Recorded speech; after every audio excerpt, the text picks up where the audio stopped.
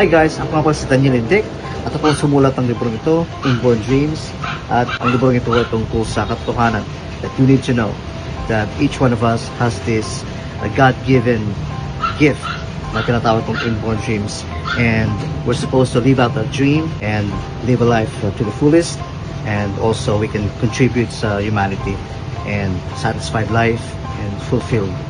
And this book talks about the struggles na naghahadlang in fulfilling your dream. At each chapter ay ina-explain ang mga dahilan kung ano naghahadlang o what stops someone from achieving their dream.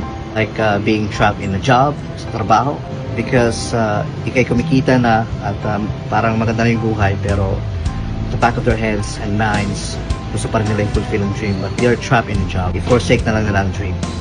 And also, merong another chapter, I talk about being trapped in a culture na naglilimit sa atin in achieving our dreams.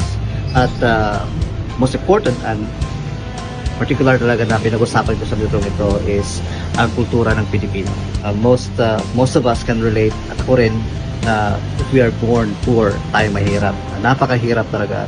Super challenging, super struggle sa pag-pursue ng ating mga mithiin. And you have no choice, diba? Kasi tayong mga Pilipino ay talagang dapat magtrabaho, dapat mag-give back sa family, to the point na super selfless na tayo kasi inisip natin ang ating family, which is a good thing and a good culture, pero to the extent naman na nakalimutan natin ang ating mga mithiin at ating mga pangarap sa buhay.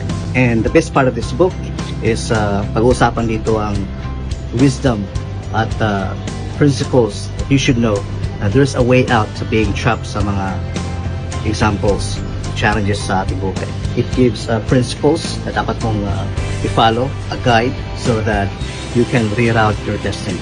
At ang librong ito, will give you a message na sometimes you think it's too late, parang huli ng lahat kasi nasa edad na ako, but hindi. It will give you a second chance and another chance to revisit your dream. Kaya nga, ang blurb na ito, if makita nyo, no?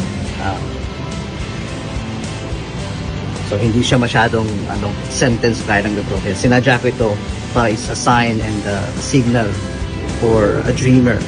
Katulad nyo, na you can revisit your dream, you can repossess your vision, you can rewrite your plans, you can reroute your destination, you can refollow your blueprint, and restart your journey. So yun.